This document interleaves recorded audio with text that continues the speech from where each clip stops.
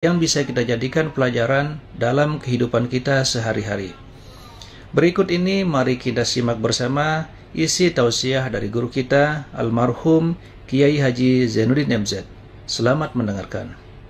Kita lihat sajalah para petinggi kita sekarang bagaimana menyikapi hukum. Orang takut teriak maling sapi karena DE maling wedus. Tidak berani teriak ada maling sapi karena dia maling kambing. Yang lain maling ayam, dikumpulin ternyata maling semua.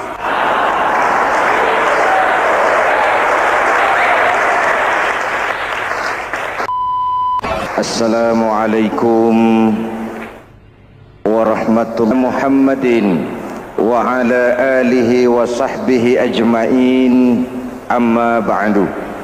Hadirin hadirat ma'asyiral muslimin yang saya cintai, ada sebuah cerita pendek.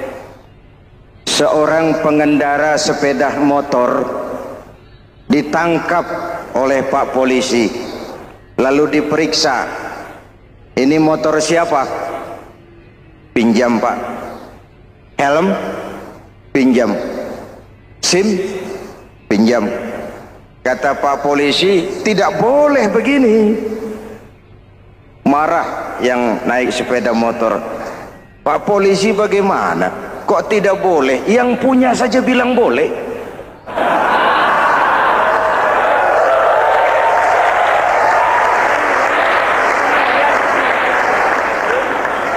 Cerita ini memberikan gambaran bagaimana masyarakat kita sekarang cenderung memboleh-bolehkan diri sendiri, melahirkan permissive society. Masyarakat serba boleh dengan ukuran sakarepe dewe. Itu sebabnya agama diturunkan. Dalam contoh yang indah, Rasul memberikan gambaran bahwa Islam ini bagaikan sebuah bangunan yang komponen pokoknya 5. Bunyal Islamu ala khamsin. Islam dibangun di atas 5 komponen pokok. Jadi kalau Islam ini ibarat bangunan, unsur penunjang pokoknya itu 5. Mari kita analogkan Islam dengan bangunan. Kalau saudara akan membangun rumah, sebelum pasang tiang, pasang genteng, pasang jendela, apa yang lebih dulu dibangun? Fondasi. Kalau Islam ibarat bangunan, fondasinya adalah syahadatu an la ilaha illallah wa anna muhammadar rasulullah. Ini fondasi. Jikalau kuat fondasi, aman bangunan. Jikalau rapuh fondasi, lentur dan luntur bangunan. Maka kuat atau tidak kuatnya bangunan Islam kita bergantung kepada keyakinan dasar tadi, fondasi. Saya bersaksi tidak ada Tuhan selain Allah, artinya saya tidak akan menyembah kecuali hanya kepada Allah. Orang yang benar fondasinya beres sujudnya. Kalau saya yakin tidak ada Tuhan selain Allah, saya tidak akan minta rezeki kecuali hanya kepada Allah. Orang yang benar fondasinya, giat bekerjanya, jauh dari tipu menipu, jauh dari renten, jauh dari riba, jauh dari korupsi, jauh dari judi. Keyakinan memberikan warna terhadap bentuk kepribadian. Kalau saya yakin tidak ada Tuhan selain Allah, saya tidak akan pernah takut kecuali hanya kepada Allah. Saya tidak akan melarikan persoalan kecuali hanya kepada Allah. Saya tidak akan menggantungkan hidup kecuali hanya kepada Allah. Saya tidak akan minta tolong kecuali hanya kepada Allah. Meresap ke dalam jiwa. Untuk keyakinan seperti ini, orang-orang tua kita dahulu berlinang air mata, bersimbah darah, bahkan berkorban nyawa, melaksanakan hijrah untuk mempertahankan keyakinan. Ini intan paling mahal dan ini mutiara paling berharga. Zaman boleh berubah, tapi pondasi tidak boleh goyah. Masa boleh berganti, tapi pondasi jangan sampai mati. Karena iman kita hidup, untuk iman kita berjuang, dan dalam iman kita ingin kembali menghadap Allah Subhanahu. Masih ingat cerita tentang Bilal? Masih? Mengulang kaji saja. Bilal itu budak sahaya. Ketika masuk Islam, dipanggil oleh majikannya. Bilal, iya bos. Saya dengar kamu masuk Islam ya? Iya bos. Kok berani-beraninya kamu masuk Islam? Memangnya kamu budak siapa Bilal? Ya budak bos. Bos. Kamu kerja sama siapa?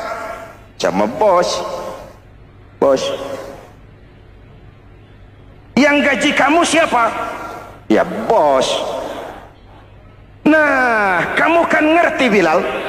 Kamu budak saya, kamu kerja dengan saya, yang gaji kamu saya, yang beri makan saya. Kenapa? Kok beraninya masuk Islam padahal kamu belum saya kasih izin? Bos, bos boleh beli badan saya, tapi jangan mimpi bisa membeli jiwa saya. Tuhan boleh kuasai badan saya, tapi jangan mimpi bisa menguasai keyakinan saya. Saya memang benar Tuhan yang gaji, tapi kan saya digaji, saya kerja. Kerja itu kewajiban saya, gaji itu hak saya. Soal keyakinan, jangan ikut campur bos. Kurang ajar kamu Bilal. Biarin. Bilal, begini saja. Kalau kau mau meninggalkan keyakinanmu, meninggalkan Allah Tuhanmu, kau akan kami merdekakan. Tapi kalau kau tetap dalam keyakinanmu, kamu akan saya siksa sampai mati. Bagaimana? Jangan mimpi bos. Lebih baik mati berkalang tanah daripada hidup bercermin bangkai. Biar saya gugur membela keyakinan daripada hidup jadi penjilat menjual akidah. Itu prinsip.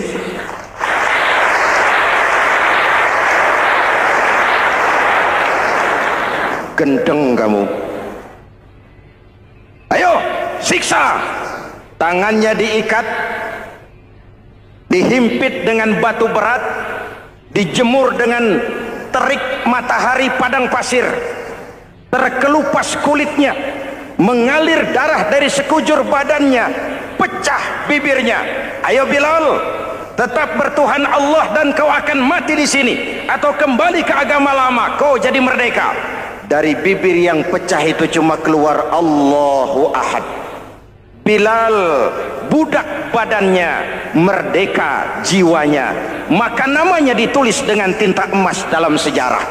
Kita zaman sekarang merdeka badan kita, tapi sering budak mental dan jiwa kita, maka sejarah tidak pernah mau mencatat kita.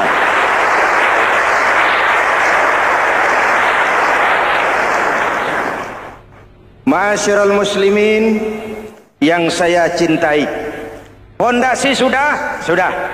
Lalu apa lagi? Mulai memancangkan tiang.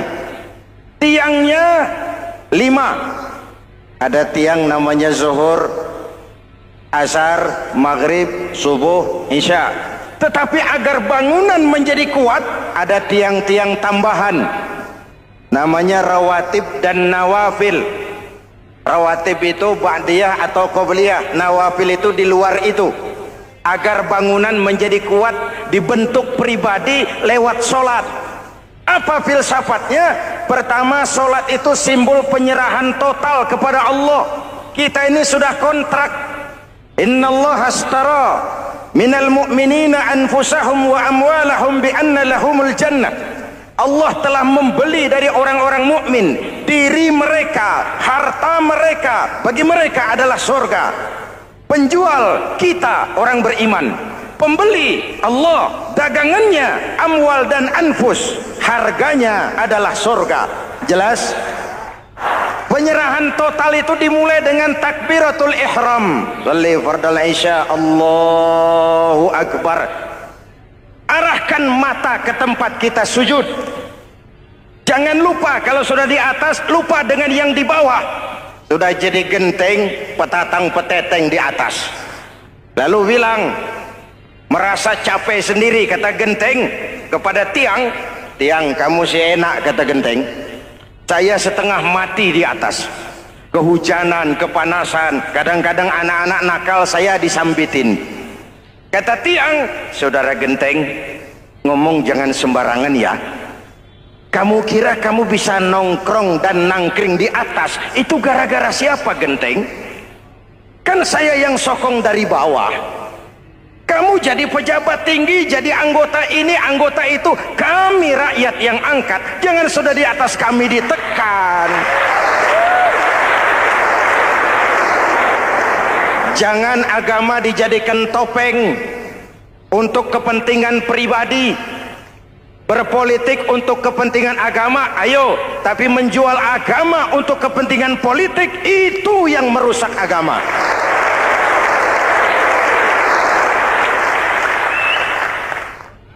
Ini kan kita lagi prihatin sedang meluncur kasus Bulog Gate 2. Innalillahi wa inna ilaihi raji'un. Kita lihat sajalah para petinggi kita sekarang bagaimana menyikapi hukum. Sebab saya dengar ada bargaining, orang takut teriak maling sapi karena DE maling wedus. Tidak berani teriak ada maling sapi karena dia maling kambing. Yang lain maling ayam, dikumpulin ternyata maling semua.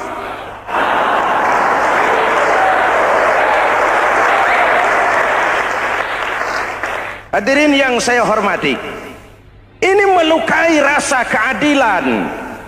Oleh karena itu sholat mengajarkan kepada kita, dalam posisi berdiri, lihat tempat sujudmu.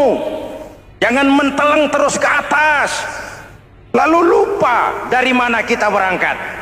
Itulah maknanya tawadhu, rendah hati, tidak melonjak angku dan sombong. Ada sebuah hadis Rasulullah bersabda, "Idza aradallahu biqaumin khairan." Apabila Allah menginginkan kebaikan kepada satu bangsa, apabila Allah menginginkan kebaikan kepada satu kelompok rakyat, walla alaihim khulama'uhum, maka yang naik jadi pemimpin adalah orang-orang yang santun, orang-orang yang lemah lembut, bukan orang yang menggunakan kekerasan dan tiran. Sedikit-sedikit main pecat, itu terlambat lahir. Mestinya lahir di zaman Hitler, mestinya lahir di zaman Benito Mussolini, atau kalau mau lebih klasik lagi di zaman Fir'aun. Kalau Allah menginginkan kebaikan kepada satu masyarakat, satu bangsa, satu negara, naiklah orang-orang yang santun, yang ngayomi, yang menjadi solusi dan jalan keluar untuk kepentingan rakyatnya, mampu memberikan keteladanan.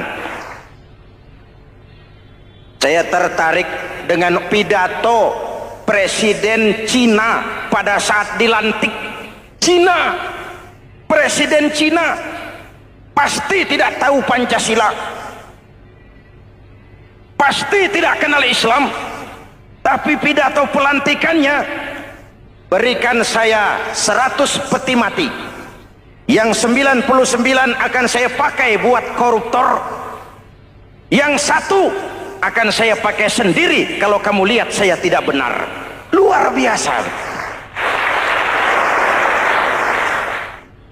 Yang diperlukan sekarang ini keteladanan, hulama'uhum, sikap ngayomi, mencari jalan keluar, bukan memamerkan kekuasaan, memamerkan kekuatan, arogansi, menghormati perbedaan. Itu ciri demokrasi.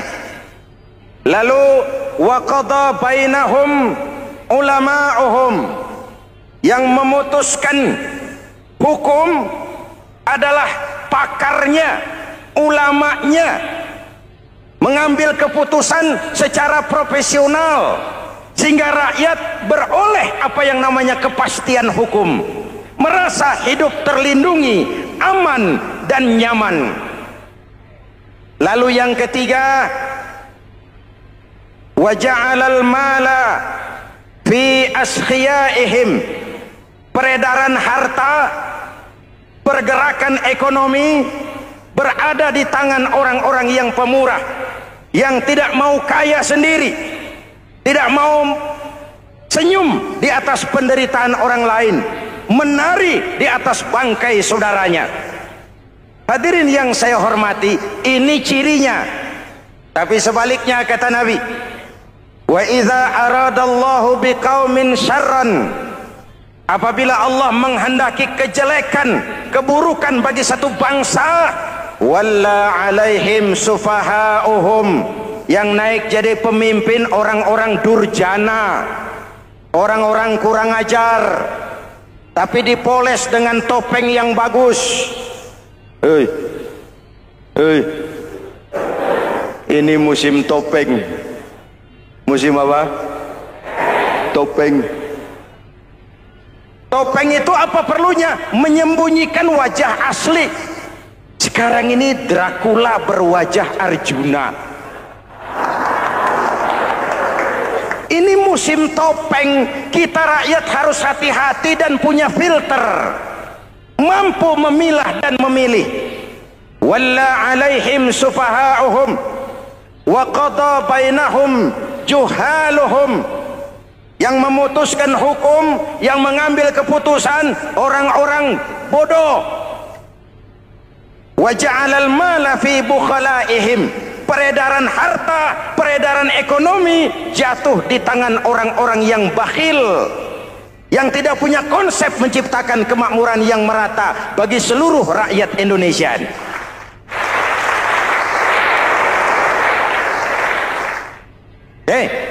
Kita kembali kepada tiang. Ini kan lagi cerita tiang tadi ya. Kalau sedang berdiri, lihat tempat sujud, jangan menteleng terus ke atas. Terserang penyakit tamak bin rakus alias serakah. Nah, selesai. Anggota badan yang paling terhormat ini kepala. Ketika sujud, sama rendahnya dengan telapak kaki. Allahu Akbar, yang besar cuma Allah. Apa bedanya saya dengan saudara? Tidak ada, kecuali saya ngomong saudara dengerin. Kita sama-sama beribadah, sama-sama mencari nilai tambah di hadapan Allah. Apa saya lebih penting dari saudara? Belum tentu. Apa saya lebih hebat dari saudara? Belum tentu. Perasaan lebih penting, lebih hebat, lebih jago setan. Jelas?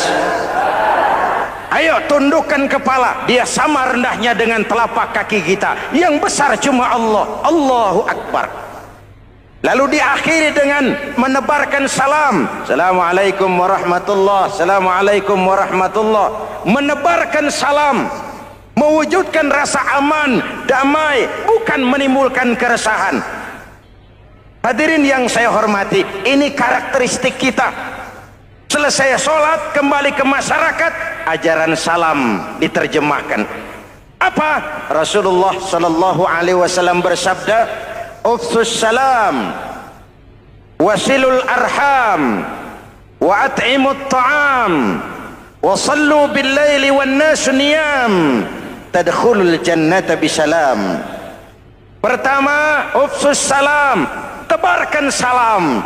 Tebarkan salam itu bukan cuma kalau ketemu orang assalamualaikum, assalamualaikum. Ya, itu zahirnya.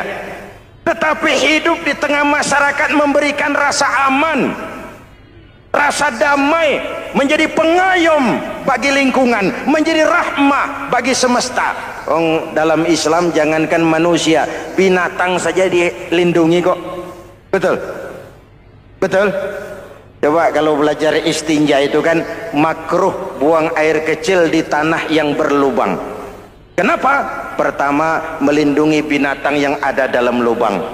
Siapa tahu di lubang yang saudara kencingi ada semut sedang rapat. Membahas Bologet jilid 2. Apa dosanya lalu mati dikencingi? Ini namanya rahmatan lis semut. Binatang saja dilindungi.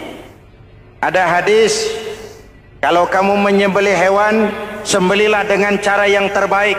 Jangan menyembelih ayam dengan pisau tumpul. Ini ajaran apa? Ajaran tentang peri kebinatangan. Rahmatan, memberikan rahmah, salam, keselamatan dan kedamaian kepada masyarakat lingkungan. Itu misi seorang muslim.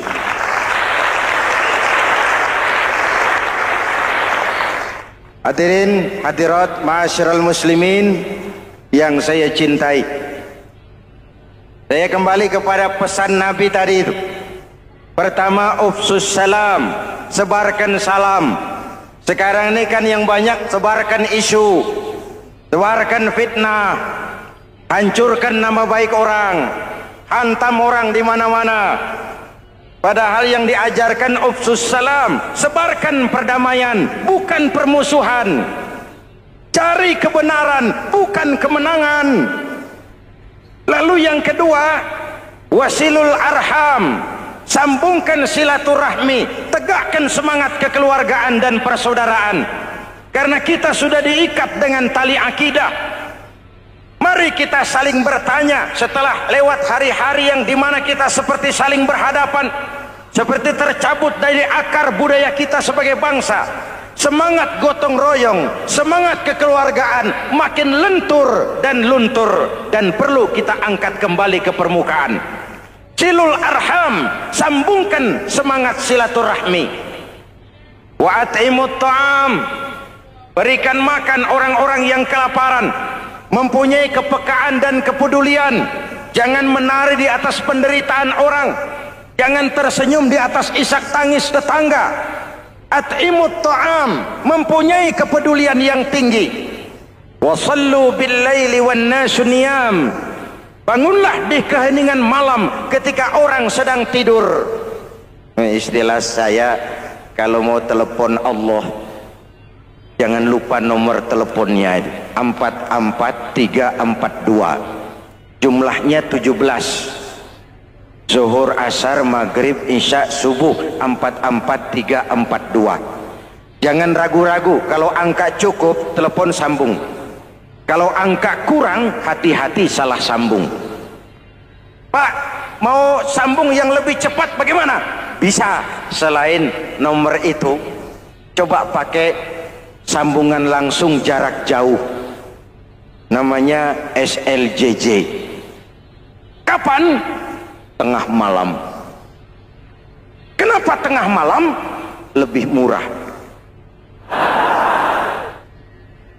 Lebih murah. Saluran kosong, telepon jarang yang pakai, orang banyak tidur. Wa minal laili fatahajjad bihi nafilatan lak asa ayyab'atsaka rabbuka maqaman mahmuda. Nun di keheningan malam, bangun. Seperti bapak-bapak, ibu-ibu sering bangun tengah malam ya Bu? Ya. Ngapain? Kalau bangun tengah malamnya sih saya percaya, cuma urusannya apa? Kira bangun tengah malam mau tahajud, malaikat sudah mau nulis, cuma buang air kecil, tidur lagi. Hampir salah tulis saya.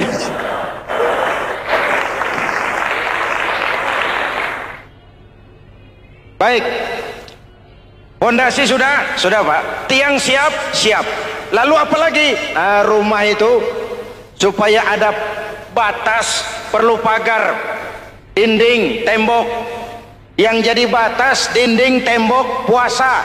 Asyamu junnatun, puasa adalah dinding, benteng yang menyelamatkan manusia jangan sampai menyentuh wilayah lain.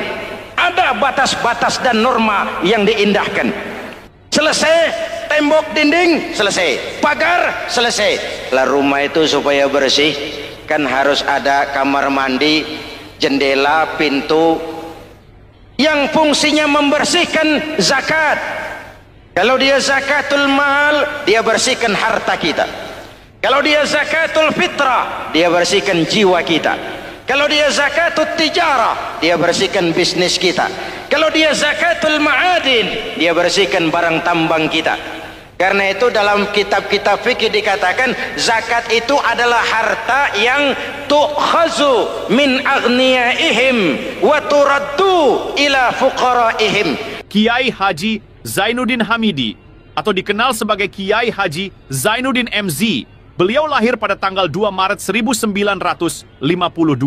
Kiai Haji Zainuddin MZ adalah seorang pemuka agama Islam di Indonesia yang populer melalui ceramahnya di radio dan televisi. Julukannya adalah Dai Berjuta Umat karena dakwahnya yang dapat menyentuh seluruh lapisan masyarakat. Dan ia pernah menjabat sebagai Ketua Umum Partai Bintang Reformasi, kemudian digantikan oleh Bursah Zarnubi. Kiai Haji Zainuddin MZ merupakan anak tunggal buah cinta pasangan Turmuzi dan Zainabun dari keluarga Betawi asli. Ayahnya yang pensiunan pegawai PLN adalah seorang yang taat beragama, sementara ibunya seorang ibu rumah tangga. Sejak umur 2 tahun, Kiai Haji Zainuddin MZ sudah ditinggal sang ayah. Untuk memenuhi kebutuhan hidupnya, sejak kecil Kiai Haji Zainuddin MZ sering membantu sang ibu untuk berjualan nasi uduk. Selama 6 tahun Kiai Haji Zainuddin MZ mengenyam pendidikan di bawah asuhan Kiai Haji Idham Chalid, ulama karismatik asal Kalimantan, sekaligus politisi ulung yang pernah menjabat sebagai Ketua MPR dan Ketua DPR pada periode 1971 sampai 1977. Kiai Haji Zainuddin MZ ini semakin dikenal masyarakat ketika ceramahnya mulai memasuki dunia rekaman. Kasetnya beredar bukan saja di seluruh pelosok Nusantara, tetapi juga ke beberapa negara Asia. Kiai Haji Zainuddin MZ pernah diangkat menjadi anggota Majelis Permusyawaratan Rakyat Republik Indonesia periode 1997 sampai 1999. Beliau pernah mengisi di suatu acara TV seperti acara Tabligh Akbar Ramadan, Indosiar mulai dari tahun 2000 sampai tahun 2001. Acara TV pengantar sahur dan berbuka puasa, Indosiar, dari tahun 1999 sampai 2002.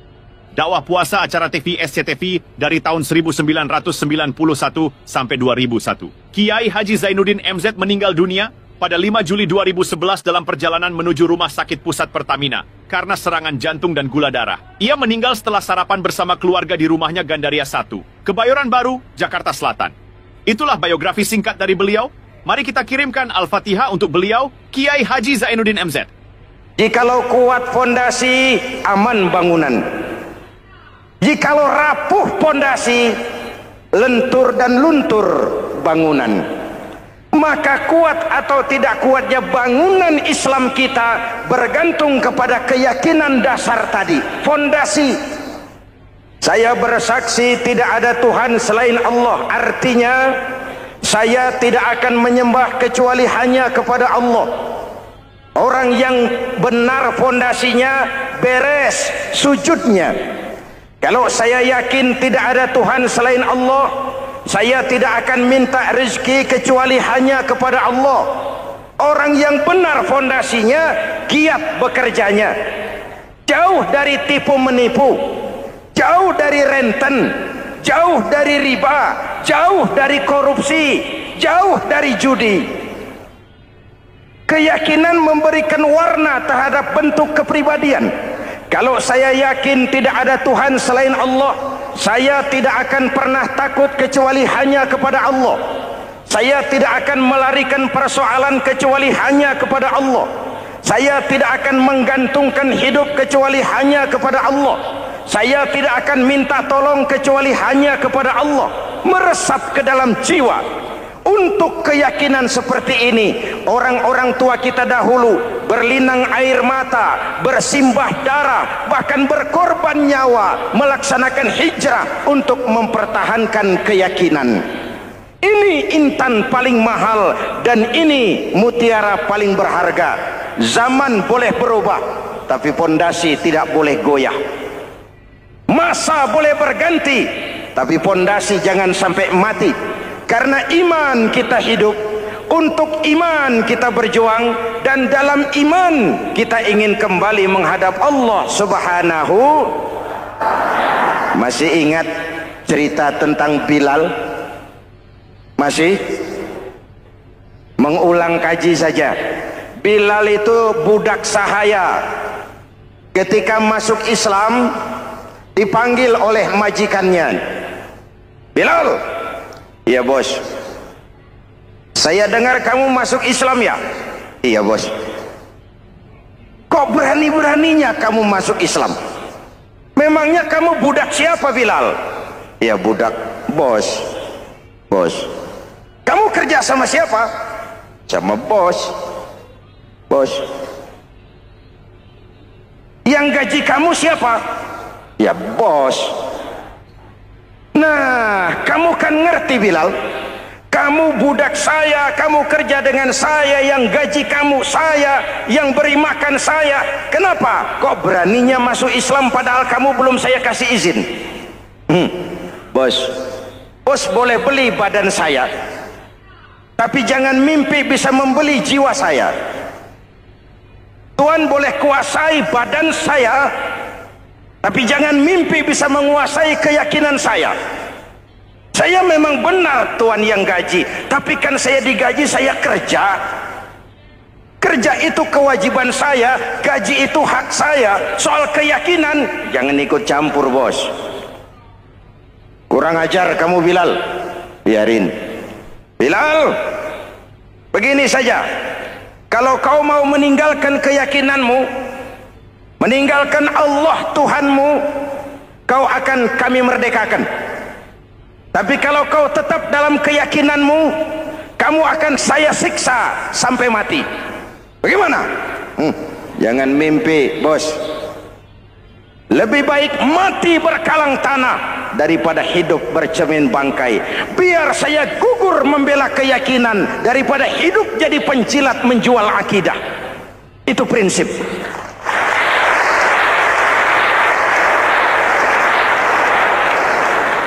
Gendeng kamu. Ayo, siksa. Tangannya diikat, dihimpit dengan batu berat, dijemur dengan terik matahari padang pasir, terkelupas kulitnya, mengalir darah dari sekujur badannya, pecah bibirnya. Ayo Bilal, tetap bertuhan Allah dan kau akan mati di sini, atau kembali ke agama lama, kau jadi merdeka. Dari bibir yang pecah itu cuma keluar Allahu Ahad. Bilal budak badannya, merdeka jiwanya, maka namanya ditulis dengan tinta emas dalam sejarah. Kita zaman sekarang merdeka badan kita, tapi sering budak mental dan jiwa kita, maka sejarah tidak pernah mau mencatat kita.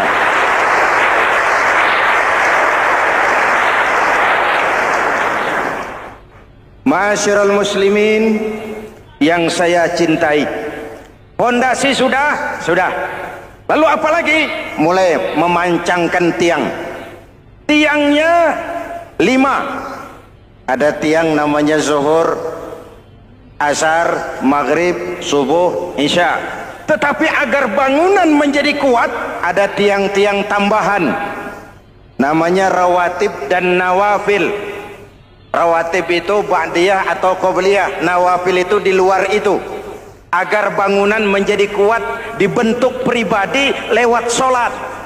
Apa filsafatnya? Pertama, solat itu simbol penyerahan total kepada Allah. Kita ini sudah kontrak.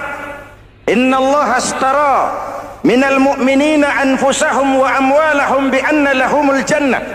Allah telah membeli dari orang-orang mukmin diri mereka, harta mereka, bagi mereka adalah surga.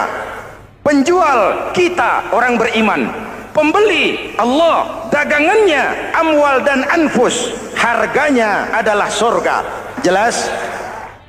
Penyerahan total itu dimulai dengan takbiratul ihram. Shalli fardal isya, Allahu akbar. Arahkan mata ke tempat kita sujud. Jangan lupa kalau sudah di atas, lupa dengan yang di bawah. Sudah jadi genteng, petatang peteteng di atas. Lalu bilang, merasa capek sendiri, kata genteng kepada tiang. Tiang, kamu sih enak, kata genteng. Saya setengah mati di atas. Kehujanan, kepanasan, kadang-kadang anak-anak nakal saya disambitin. Kata tiang, saudara genteng, ngomong jangan sembarangan ya. Kamu kira kamu bisa nongkrong dan nangkring di atas, itu gara-gara siapa genteng?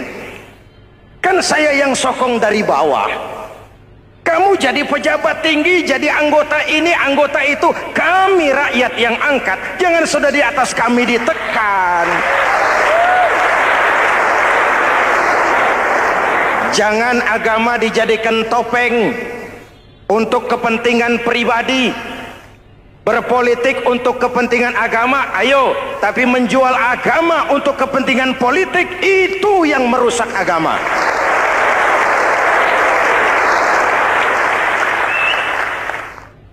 Ini kan kita lagi prihatin sedang meluncur kasus Bulog Gate 2.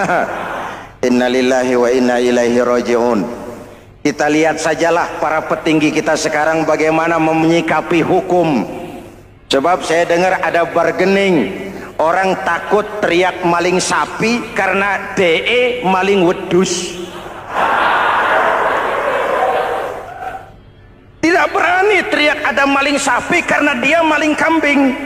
Yang lain maling ayam, dikumpulin ternyata maling semua.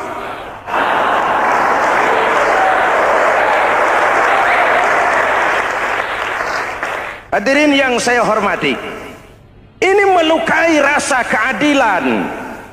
Oleh karena itu sholat mengajarkan kepada kita, dalam posisi berdiri, lihat tempat sujudmu.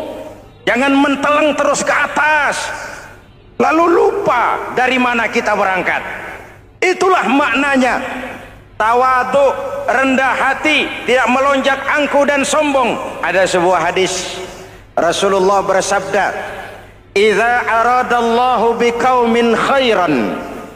Apabila Allah menginginkan kebaikan kepada satu bangsa, apabila Allah menginginkan kebaikan kepada satu kelompok rakyat, walla alaihim khulama'uhum, maka yang naik jadi pemimpin adalah orang-orang yang santun, orang-orang yang lemah lembut, bukan orang yang menggunakan kekerasan dan tiran. Sedikit-sedikit main pecat, itu terlambat lahir. Mestinya lahir di zaman Hitler, mestinya lahir di zaman Benito Mussolini, atau kalau mau lebih klasik lagi di zaman Fir'aun. Kalau Allah menginginkan kebaikan kepada satu masyarakat, satu bangsa, satu negara, naiklah orang-orang yang santun, yang ngayomi, yang menjadi solusi dan jalan keluar untuk kepentingan rakyatnya, mampu memberikan keteladanan. Saya tertarik dengan pidato Presiden Cina pada saat dilantik. Cina, Presiden Cina pasti tidak tahu Pancasila, pasti tidak kenal Islam, tapi pidato pelantikannya, berikan saya 100 peti mati, yang 99 akan saya pakai buat koruptor, yang satu akan saya pakai sendiri kalau kamu lihat saya tidak benar. Luar biasa. Yang diperlukan sekarang ini keteladanan, khulama'uhum, sikap ngayomi, mencari jalan keluar, bukan memamerkan kekuasaan, memamerkan kekuatan, arogansi, menghormati perbedaan. Itu ciri demokrasi. Lalu waqadha bainahum ulama'uhum, yang memutuskan hukum adalah pakarnya, ulamanya, mengambil keputusan secara profesional sehingga rakyat beroleh apa yang namanya kepastian hukum, merasa hidup terlindungi, aman dan nyaman. Lalu yang ketiga, wa ja'alal mala fi askhiyaihim, peredaran harta, pergerakan ekonomi berada di tangan orang-orang yang pemurah, yang tidak mau kaya sendiri, tidak mau senyum di atas penderitaan orang lain, menari di atas bangkai saudaranya. Hadirin yang saya hormati, ini cirinya. Tapi sebaliknya kata Nabi, wa idza aradallahu biqaumin syarran Apabila Allah menghendaki kejelekan, keburukan bagi satu bangsa, walla alaihim sufaha'uhum, yang naik jadi pemimpin orang-orang durjana, orang-orang kurang ajar, tapi dipoles dengan topeng yang bagus. Ini musim topeng. Musim apa? Topeng. Topeng itu apa perlunya? Menyembunyikan wajah asli. Sekarang ini Dracula berwajah Arjuna. Ini musim topeng. Kita rakyat harus hati-hati dan punya filter, mampu memilah dan memilih. Walla alaihim sufaha'uhum wa qada bainahum juhaluhum. Yang memutuskan hukum, yang mengambil keputusan, orang-orang bodoh. Wa ja'alal mala fi bukhalaihim. Peredaran harta, peredaran ekonomi jatuh di tangan orang-orang yang bakhil, yang tidak punya konsep menciptakan kemakmuran yang merata bagi seluruh rakyat Indonesia.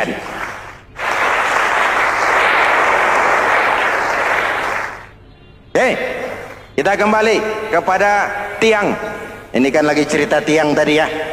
Kalau sedang berdiri, lihat tempat sujud, jangan menteleng terus ke atas. Terserang penyakit tamak bin rakus alias serakah. Nah, selesai. Anggota badan yang paling terhormat ini kepala. Ketika sujud, sama rendahnya dengan telapak kaki. Allahu Akbar, yang besar cuma Allah. Apa bedanya saya dengan saudara? Tidak ada, kecuali saya ngomong saudara dengerin. Kita sama-sama beribadah, sama-sama mencari nilai tambah di hadapan Allah. Apa saya lebih penting dari saudara? Belum tentu. Apa saya lebih hebat dari saudara? Belum tentu. Perasaan lebih penting, lebih hebat, lebih jago setan. Jelas? Ayo tundukkan kepala. Dia sama rendahnya dengan telapak kaki kita. Yang besar cuma Allah. Allahu Akbar. Lalu diakhiri dengan menebarkan salam. Assalamualaikum warahmatullah. Assalamualaikum warahmatullah. Menebarkan salam, mewujudkan rasa aman, damai, bukan menimbulkan keresahan. Hadirin yang saya hormati, ini karakteristik kita. Selesai sholat, kembali ke masyarakat, ajaran salam diterjemahkan.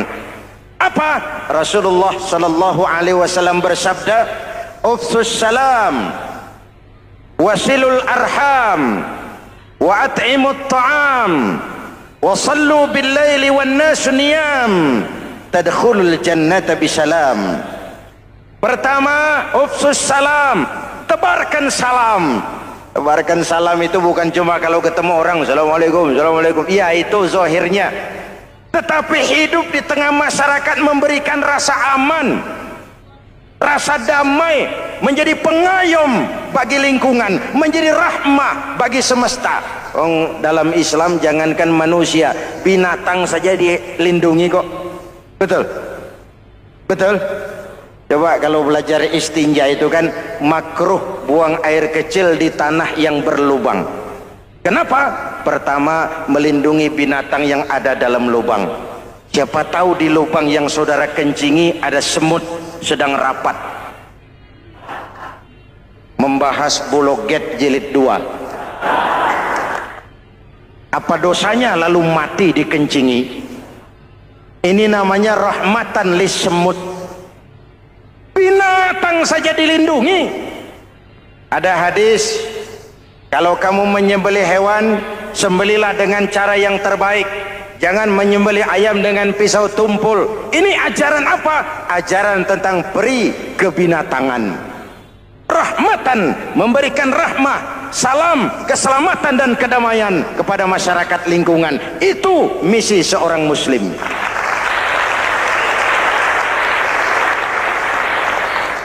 Hadirin hadirat ma'asyiral muslimin yang saya cintai, saya kembali kepada pesan Nabi tadi itu. Pertama, ufsus salam, sebarkan salam. Sekarang ini kan yang banyak sebarkan isu, sebarkan fitnah, hancurkan nama baik orang, hantam orang di mana-mana. Padahal yang diajarkan ufsus salam, sebarkan perdamaian, bukan permusuhan. Cari kebenaran, bukan kemenangan. Lalu yang kedua, wasilul arham, sambungkan silaturahmi, tegakkan semangat kekeluargaan dan persaudaraan. Karena kita sudah diikat dengan tali akidah. Mari kita saling bertanya setelah lewat hari-hari yang dimana kita seperti saling berhadapan, seperti tercabut dari akar budaya kita sebagai bangsa. Semangat gotong royong, semangat kekeluargaan makin lentur dan luntur, dan perlu kita angkat kembali ke permukaan. Silul arham, sambungkan semangat silaturahmi. Wa at'imut ta'am, berikan makan orang-orang yang kelaparan, mempunyai kepekaan dan kepedulian. Jangan menari di atas penderitaan orang, jangan tersenyum di atas isak tangis tetangga. At'imut ta'am, mempunyai kepedulian yang tinggi. Wa sallu bil laili wan nasu niyam, bangunlah di keheningan malam ketika orang sedang tidur. Istilah saya, kalau mau telepon Allah, jangan lupa nomor teleponnya itu 44342, jumlahnya 17. Zuhur, asar, maghrib, isya, subuh, 44342. Jangan ragu-ragu, kalau angka cukup telepon sambung, kalau angka kurang hati-hati salah sambung. Pak, mau sambung yang lebih cepat bagaimana? Bisa, selain nomor itu coba pakai sambungan langsung jarak jauh, namanya SLJJ. Kapan? Tengah malam. Kenapa tengah malam? Lebih murah. Lebih murah. Saluran kosong, telepon jarang yang pakai, orang banyak tidur. Wa minal laili fatahajjad bihi nafilatan lak asa ayyab'atsaka rabbuka maqaman mahmuda. Nun, di keheningan malam bangun. Seperti bapak-bapak, ibu-ibu sering bangun tengah malam ya Bu? Ya. Ngapain? Kalau bangun tengah malamnya sih saya percaya, cuma urusannya apa?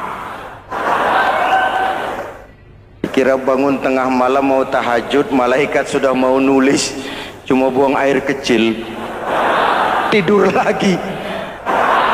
Hampir salah tulis saya.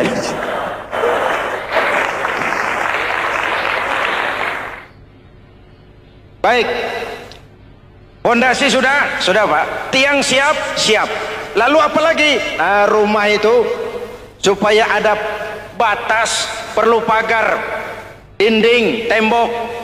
Yang jadi batas, dinding, tembok, puasa. Asyamu junnatun, puasa adalah dinding, benteng yang menyelamatkan manusia jangan sampai menyentuh wilayah lain. Ada batas-batas dan norma yang diindahkan. Selesai tembok, dinding, selesai pagar, selesai.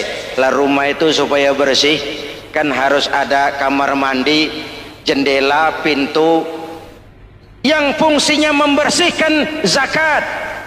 Kalau dia zakatul mal, dia bersihkan harta kita. Kalau dia zakatul fitrah, dia bersihkan jiwa kita. Kalau dia zakatul tijarah, dia bersihkan bisnis kita. Kalau dia zakatul ma'adin, dia bersihkan barang tambang kita. Karena itu dalam kitab-kitab fikih dikatakan zakat itu adalah harta yang tu'khazu min aghniyaihim wa turaddu ila fuqaraihim. Jikalau kuat fondasi, aman bangunan. Jikalau rapuh fondasi, lentur dan luntur bangunan.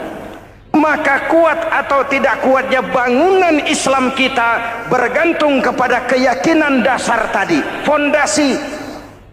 Saya bersaksi tidak ada Tuhan selain Allah, artinya saya tidak akan menyembah kecuali hanya kepada Allah.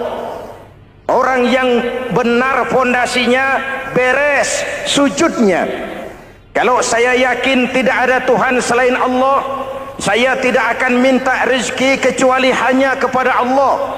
Orang yang benar fondasinya, giat bekerjanya, jauh dari tipu menipu, jauh dari renten, jauh dari riba, jauh dari korupsi, jauh dari judi.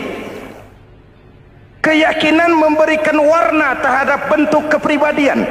Kalau saya yakin tidak ada Tuhan selain Allah, saya tidak akan pernah takut kecuali hanya kepada Allah. Saya tidak akan melarikan persoalan kecuali hanya kepada Allah.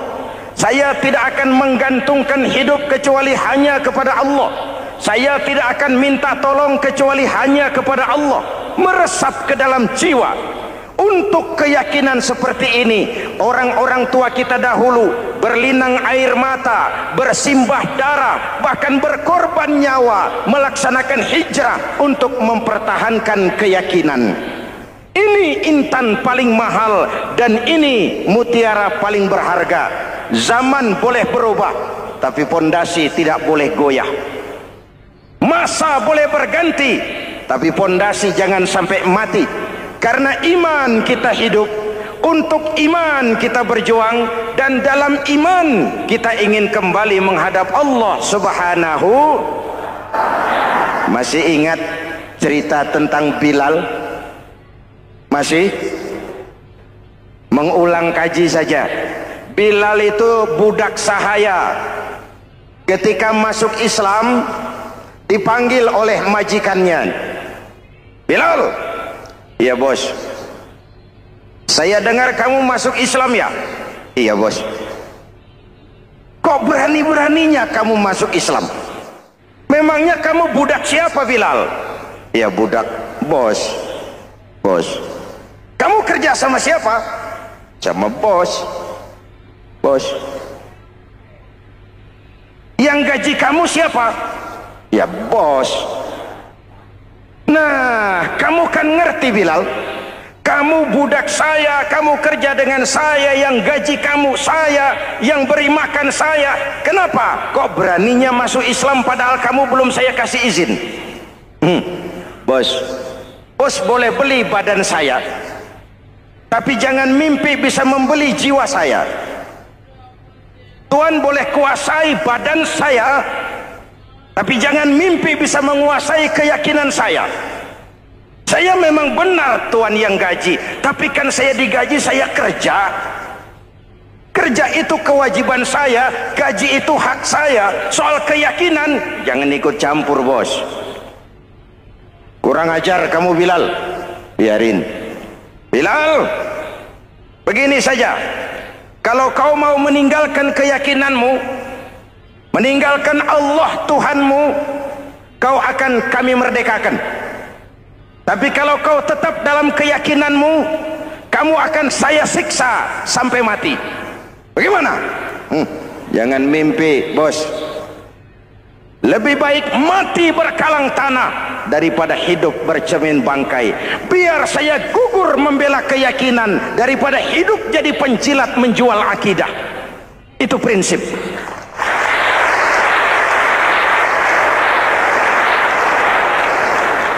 Gendeng kamu.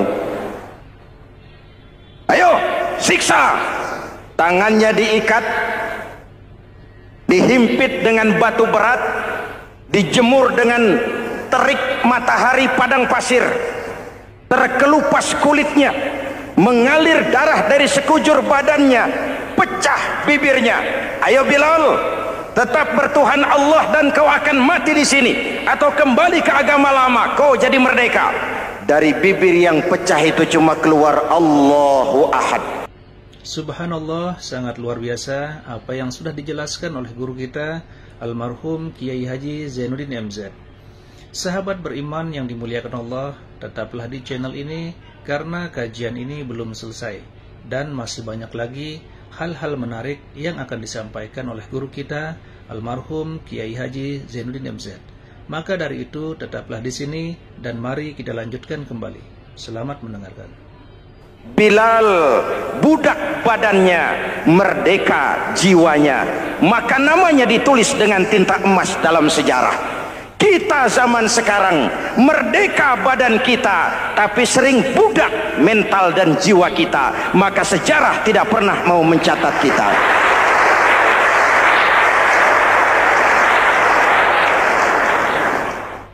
Ma'asyiral muslimin yang saya cintai, fondasi sudah. Lalu apa lagi? Mulai memancangkan tiang. Tiangnya 5. Ada tiang namanya zuhur, asar, maghrib, subuh, isya. Tetapi agar bangunan menjadi kuat, ada tiang-tiang tambahan. Namanya rawatib dan nawafil. Rawatib itu ba'diyah atau qobliyah, nawafil itu di luar itu. Agar bangunan menjadi kuat, dibentuk pribadi lewat sholat. Apa filsafatnya? Pertama, sholat itu simbol penyerahan total kepada Allah. Kita ini sudah kontrak. Innallaha astara minal mu'minina anfusahum wa amwalahum bi anna lahumul jannah. Allah telah membeli dari orang-orang mukmin diri mereka, harta mereka, bagi mereka adalah surga. Penjual kita orang beriman, pembeli Allah, dagangannya amwal dan anfus, harganya adalah surga. Jelas? Penyerahan total itu dimulai dengan takbiratul ihram. Shalli fardal isya, Allahu akbar. Arahkan mata ke tempat kita sujud. Jangan lupa kalau sudah di atas, lupa dengan yang di bawah. Sudah jadi genteng, petatang peteteng di atas. Lalu bilang, merasa capek sendiri, kata genteng kepada tiang.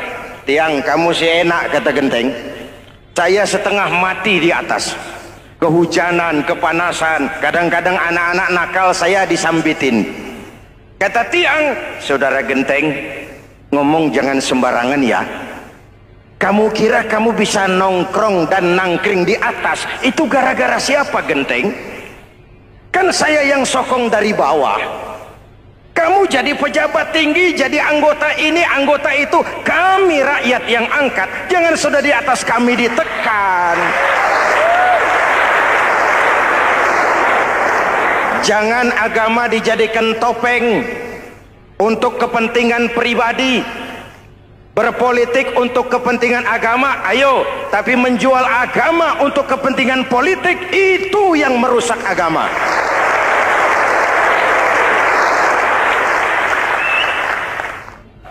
Ini kan kita lagi prihatin, sedang meluncur kasus Bulog Gate 2. Innalillahi wa inna ilaihi raji'un. Kita lihat sajalah para petinggi kita sekarang bagaimana menyikapi hukum. Sebab saya dengar ada bargaining, orang takut teriak maling sapi karena DE maling wedus. Tidak berani teriak ada maling sapi karena dia maling kambing. Yang lain maling ayam, dikumpulin ternyata maling semua.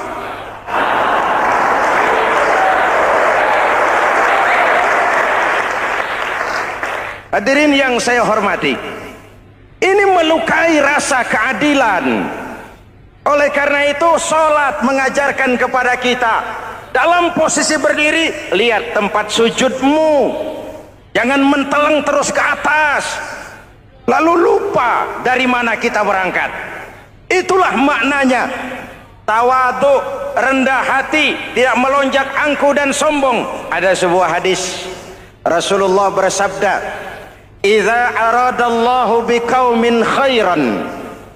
Apabila Allah menginginkan kebaikan kepada satu bangsa, apabila Allah menginginkan kebaikan kepada satu kelompok rakyat, walla alaihim khulama'uhum, maka yang naik jadi pemimpin adalah orang-orang yang santun, orang-orang yang lemah lembut, bukan orang yang menggunakan kekerasan dan tiran. Sedikit-sedikit main pecat, itu terlambat lahir. Mestinya lahir di zaman Hitler, Mestinya lahir di zaman Benito Mussolini, atau kalau mau lebih klasik lagi di zaman Fir'aun. Kalau Allah menginginkan kebaikan kepada satu masyarakat, satu bangsa, satu negara, naiklah orang-orang yang santun, yang ngayomi, yang menjadi solusi dan jalan keluar untuk kepentingan rakyatnya, mampu memberikan keteladanan. Saya tertarik dengan pidato Presiden Cina pada saat dilantik. Cina, Presiden Cina pasti tidak tahu Pancasila, pasti tidak kenal Islam, tapi pidato pelantikannya, berikan saya 100 peti mati, yang 99 akan saya pakai buat koruptor, yang 1 akan saya pakai sendiri kalau kamu lihat saya tidak benar. Luar biasa. Yang diperlukan sekarang ini keteladanan, hulama'uhum, sikap ngayomi, mencari jalan keluar, bukan memamerkan kekuasaan, memamerkan kekuatan, arogansi, menghormati perbedaan. Itu ciri demokrasi.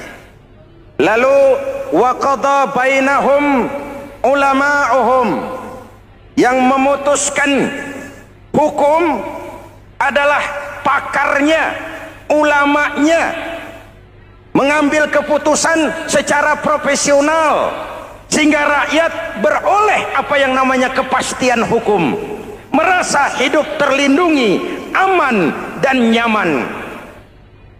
Lalu yang ketiga,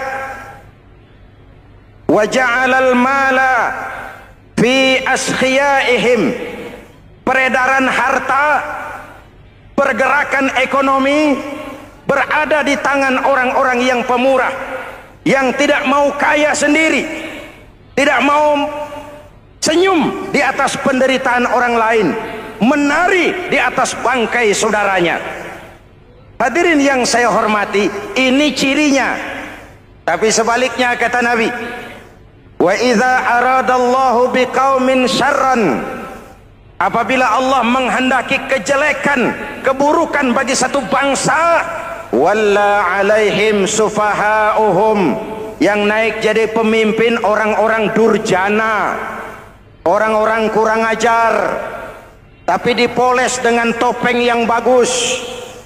Hei, hei, ini musim topeng. Musim apa? Topeng. Topeng itu apa perlunya? Menyembunyikan wajah asli. Sekarang ini Dracula berwajah Arjuna. Ini musim topeng. Kita rakyat harus hati-hati dan punya filter, mampu memilah dan memilih. Walla alaihim sufahauhum wa qada bainahum juhaluhum, yang memutuskan hukum, yang mengambil keputusan orang-orang bodoh. Wa ja'alal mala fi bukhalaihim, peredaran harta, peredaran ekonomi jatuh di tangan orang-orang yang bakhil, yang tidak punya konsep menciptakan kemakmuran yang merata bagi seluruh rakyat Indonesia.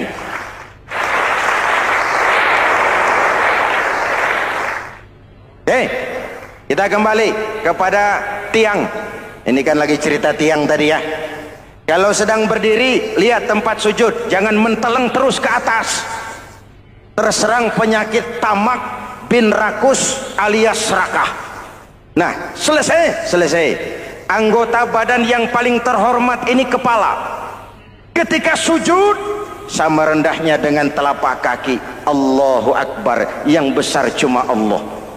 Apa bedanya saya dengan saudara? Tidak ada, kecuali saya ngomong saudara dengerin. Kita sama-sama beribadah, sama-sama mencari nilai tambah di hadapan Allah.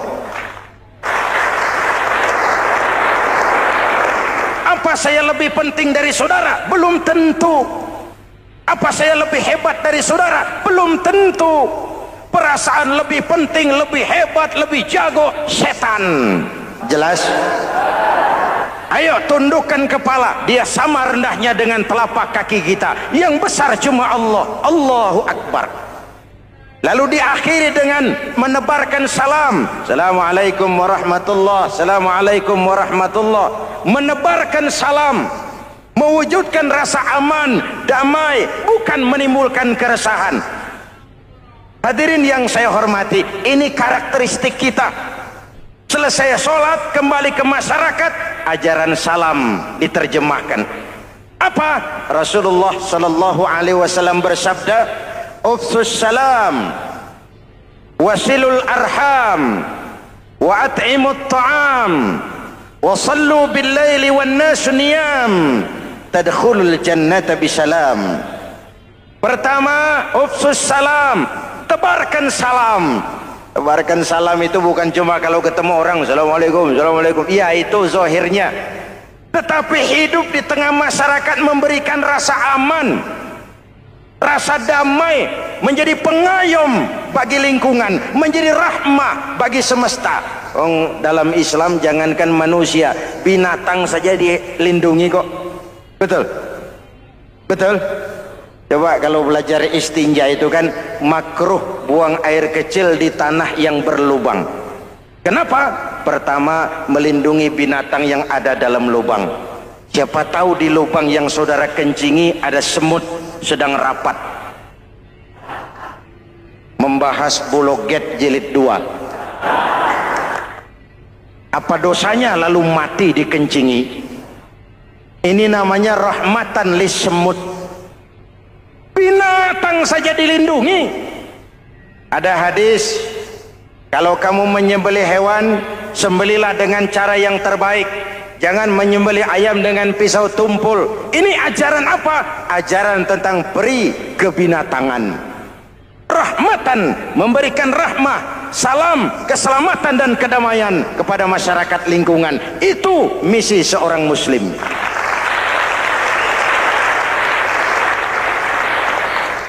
Hadirin hadirat ma'asyiral muslimin yang saya cintai, saya kembali kepada pesan Nabi tadi itu. Pertama, ufsus salam, sebarkan salam. Sekarang ini kan yang banyak sebarkan isu, sebarkan fitnah, hancurkan nama baik orang, hantam orang di mana-mana. Padahal yang diajarkan ufsus salam, sebarkan perdamaian, bukan permusuhan. Cari kebenaran, bukan kemenangan. Lalu yang kedua, wasilul arham, sambungkan silaturahmi, tegakkan semangat kekeluargaan dan persaudaraan. Karena kita sudah diikat dengan tali akidah. Mari kita saling bertanya setelah lewat hari-hari yang dimana kita seperti saling berhadapan, seperti tercabut dari akar budaya kita sebagai bangsa. Semangat gotong royong, semangat kekeluargaan makin lentur dan luntur, dan perlu kita angkat kembali ke permukaan. Silul arham, sambungkan semangat silaturahmi. Wa at'imut ta'am, berikan makan orang-orang yang kelaparan. Mempunyai kepekaan dan kepedulian. Jangan menari di atas penderitaan orang, jangan tersenyum di atas isak tangis tetangga. At'imut ta'am, mempunyai kepedulian yang tinggi. Wa sallu bil laili wan nasu niyam, bangunlah di keheningan malam ketika orang sedang tidur. Istilah saya, kalau mau telepon Allah, jangan lupa nomor teleponnya, 44342. Jumlahnya 17. Zuhur, asar, maghrib, isya, subuh, 44342. Jangan ragu-ragu. Kalau angka cukup, telepon sambung. Kalau angka kurang, hati-hati salah sambung. Pak, mau sambung yang lebih cepat bagaimana? Bisa. Selain nomor itu, coba pakai sambungan langsung jarak jauh, namanya SLJJ. Kapan? Tengah malam. Kenapa tengah malam? Lebih murah. Lebih murah. Saluran kosong, telepon jarang yang pakai, orang banyak tidur, wa minal laili fatahajjad bihi nafilatan lak asa ayyab'atsaka rabbuka maqaman mahmuda. Nun di keheningan malam bangun. Seperti bapak-bapak ibu-ibu sering bangun tengah malam ya Bu? Ya. Ngapain? Kalau bangun tengah malamnya sih saya percaya, cuma urusannya apa? Kira bangun tengah malam mau tahajud, malaikat sudah mau nulis, cuma buang air kecil, tidur lagi. Hampir salah tulis saya.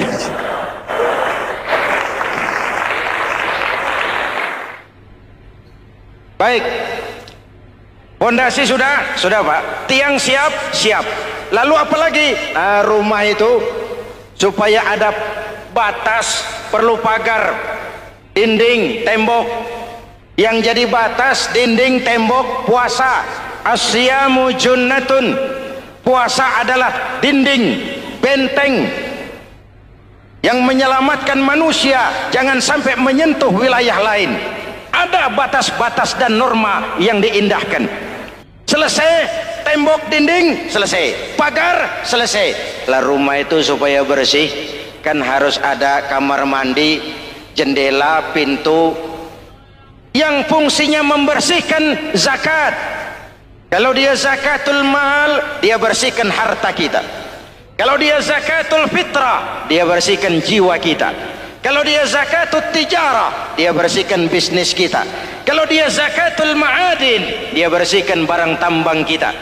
Karena itu dalam kitab-kitab fikih dikatakan zakat itu adalah harta yang tu'khazu min aghniyaihim wa turaddu ila fuqaraihim.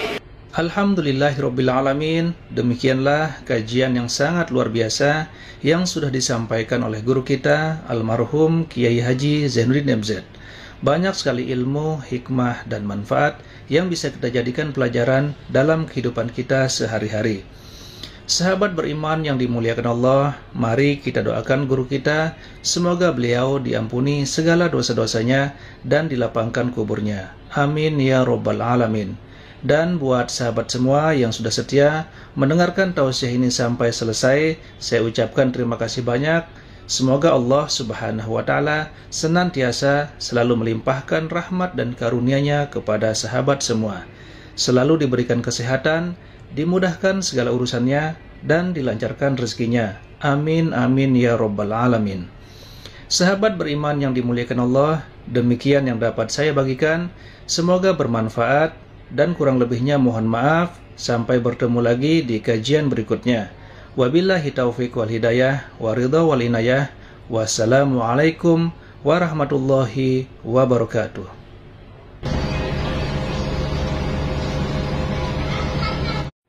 Assalamualaikum warahmatullahi wabarakatuh. Alhamdulillahirrabbilalamin. Wassalatu wassalamu ala ashrafil anbiya'i wal mursalin Sayyidina Muhammadin wa ala alihi wa sahbihi ajma'in, amma ba'du. Sahabat beriman yang dimuliakan Allah, syukur alhamdulillah kita bertemu di channel ini.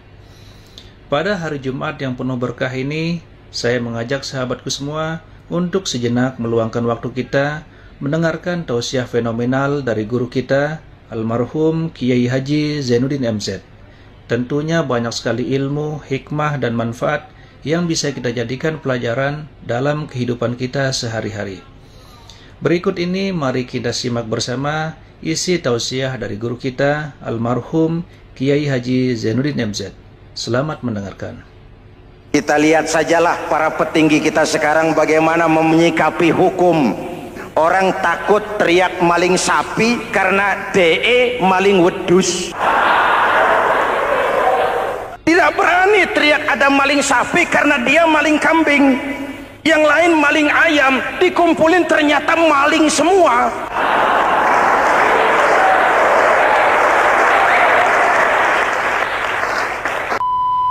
Assalamualaikum warahmatullahi Muhammadin wa ala alihi wa sahbihi ajma'in, amma ba'du. Hadirin hadirat ma'asyiral muslimin yang saya cintai, ada sebuah cerita pendek. Seorang pengendara sepeda motor ditangkap oleh Pak Polisi, lalu diperiksa. Ini motor siapa? Pinjam Pak. Helm? Pinjam. SIM? Pinjam. Kata Pak Polisi, tidak boleh begini. Marah yang naik sepeda motor. Pak Polisi bagaimana? Kok tidak boleh? Yang punya saja bilang boleh.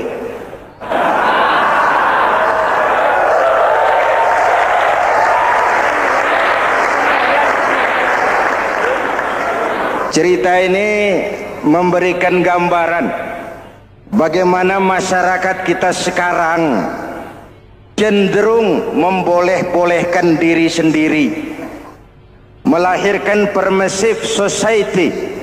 Masyarakat serba boleh dengan ukuran sakarepe dewe. Itu sebabnya agama diturunkan. Dalam contoh yang indah, Rasul memberikan gambaran bahwa Islam ini bagaikan sebuah bangunan yang komponen pokoknya 5. Bunyal Islamu ala khamsin.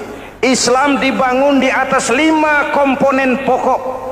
Jadi kalau Islam ini ibarat bangunan, unsur penunjang pokoknya itu 5. Mari kita analogkan Islam dengan bangunan. Kalau saudara akan membangun rumah, sebelum pasang tiang, pasang genteng, pasang jendela, apa yang lebih dulu dibangun? Fondasi. Kalau Islam ibarat bangunan, fondasinya adalah syahadatu an la ilaha illallah wa anna muhammadar rasulullah. Ini fondasi. Jikalau kuat fondasi, aman bangunan. Jikalau rapuh fondasi, lentur dan luntur bangunan. Maka kuat atau tidak kuatnya bangunan Islam kita bergantung kepada keyakinan dasar tadi, fondasi.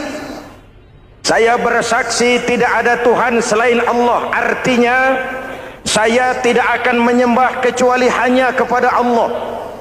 Orang yang benar fondasinya beres sujudnya. Kalau saya yakin tidak ada Tuhan selain Allah, saya tidak akan minta rezeki kecuali hanya kepada Allah. Orang yang benar fondasinya, giat bekerjanya, jauh dari tipu menipu, jauh dari renten, jauh dari riba, jauh dari korupsi, jauh dari judi. Keyakinan memberikan warna terhadap bentuk kepribadian. Kalau saya yakin tidak ada Tuhan selain Allah, saya tidak akan pernah takut kecuali hanya kepada Allah. Saya tidak akan melarikan persoalan kecuali hanya kepada Allah. Saya tidak akan menggantungkan hidup kecuali hanya kepada Allah. Saya tidak akan minta tolong kecuali hanya kepada Allah. Meresap ke dalam jiwa. Untuk keyakinan seperti ini, orang-orang tua kita dahulu berlinang air mata, bersimbah darah, bahkan berkorban nyawa, melaksanakan hijrah untuk mempertahankan keyakinan. Ini intan paling mahal dan ini mutiara paling berharga. Zaman boleh berubah, tapi pondasi tidak boleh goyah. Masa boleh berganti, tapi pondasi jangan sampai mati. Karena iman kita hidup, untuk iman kita berjuang, dan dalam iman kita ingin kembali menghadap Allah Subhanahu. Masih ingat cerita tentang Bilal? Masih? Mengulang kaji saja. Bilal itu budak sahaya. Ketika masuk Islam, dipanggil oleh majikannya. Bilal, iya bos. Saya dengar kamu masuk Islam ya? Iya bos. Kok berani-beraninya kamu masuk Islam? Memangnya kamu budak siapa Bilal? Iya budak bos. Bos. Kamu kerja sama siapa? Sama bos. Bos. Yang gaji kamu siapa? Ya bos. Nah, kamu kan ngerti Bilal, kamu budak saya, kamu kerja dengan saya, yang gaji kamu saya, yang beri makan saya. Kenapa kok beraninya masuk Islam padahal kamu belum saya kasih izin? Bos, bos boleh beli badan saya, tapi jangan mimpi bisa membeli jiwa saya. Tuhan boleh kuasai badan saya, tapi jangan mimpi bisa menguasai keyakinan saya. Saya memang benar Tuhan yang gaji, tapi kan saya digaji, saya kerja. Kerja itu kewajiban saya, gaji itu hak saya. Soal keyakinan, jangan ikut campur bos. Kurang ajar kamu Bilal. Biarin. Bilal, begini saja. Kalau kau mau meninggalkan keyakinanmu, meninggalkan Allah Tuhanmu, kau akan kami merdekakan. Tapi kalau kau tetap dalam keyakinanmu, kamu akan saya siksa sampai mati. Bagaimana? Jangan mimpi bos. Lebih baik mati berkalang tanah daripada hidup bercermin bangkai. Biar saya gugur membela keyakinan daripada hidup jadi penjilat menjual akidah. Itu prinsip.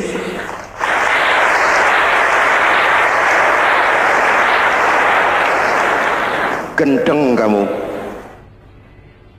Ayo siksa.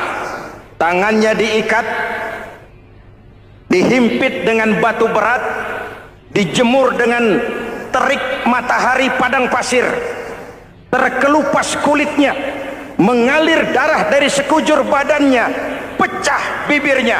Ayo Bilal, tetap bertuhan Allah dan kau akan mati di sini, atau kembali ke agama lama, kau jadi merdeka. Dari bibir yang pecah itu cuma keluar Allahu Ahad. Bilal budak badannya, merdeka jiwanya, maka namanya ditulis dengan tinta emas dalam sejarah.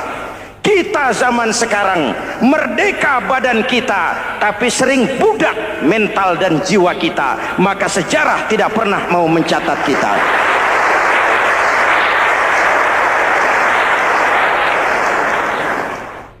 Masyarul muslimin yang saya cintai, fondasi sudah. Lalu apa lagi? Mulai memancangkan tiang. Tiangnya 5. Ada tiang namanya zuhur, asar, maghrib, subuh, isya. Tetapi agar bangunan menjadi kuat, ada tiang-tiang tambahan. Namanya rawatib dan nawafil.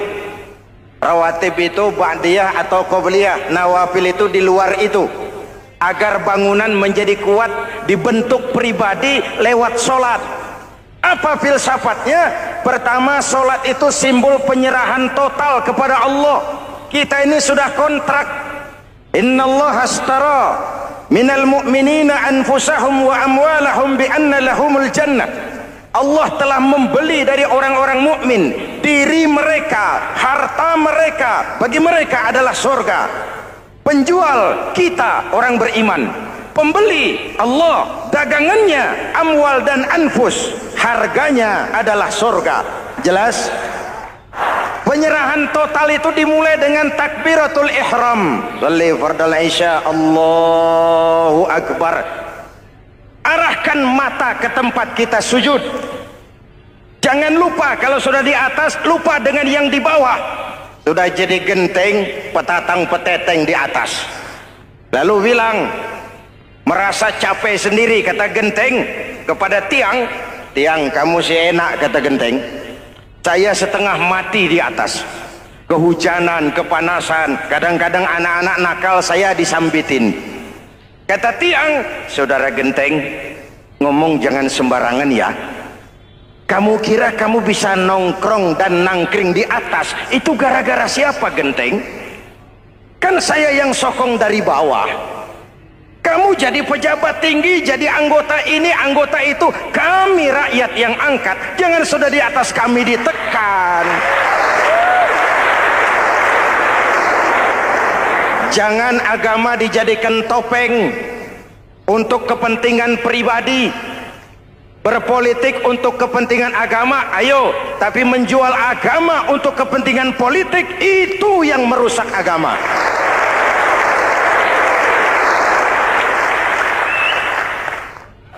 Ini kan kita lagi prihatin sedang meluncur kasus Bulog Gate 2. Innalillahi wa inna ilaihi raji'un. Kita lihat sajalah para petinggi kita sekarang bagaimana menyikapi hukum. Sebab saya dengar ada bargaining, orang takut teriak maling sapi karena DE maling wedus. Tidak berani teriak ada maling sapi karena dia maling kambing. Yang lain maling ayam, dikumpulin ternyata maling semua.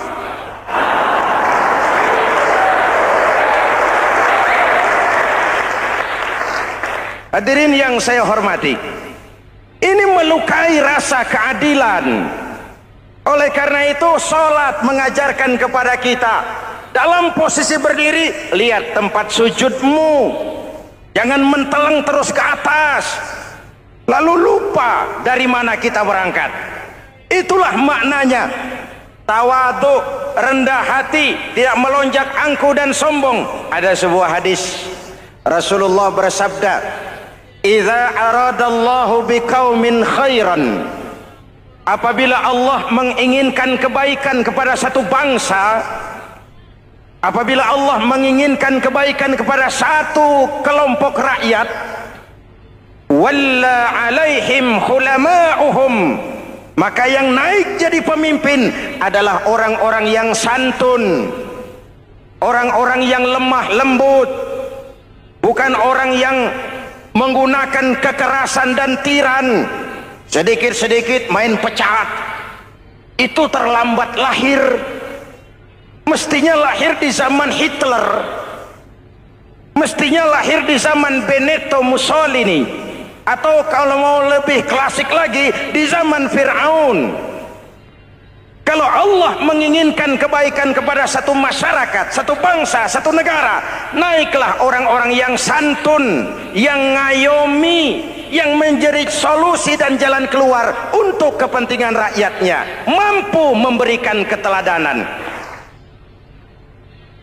Saya tertarik dengan pidato Presiden Cina pada saat dilantik. Cina, Presiden Cina pasti tidak tahu Pancasila,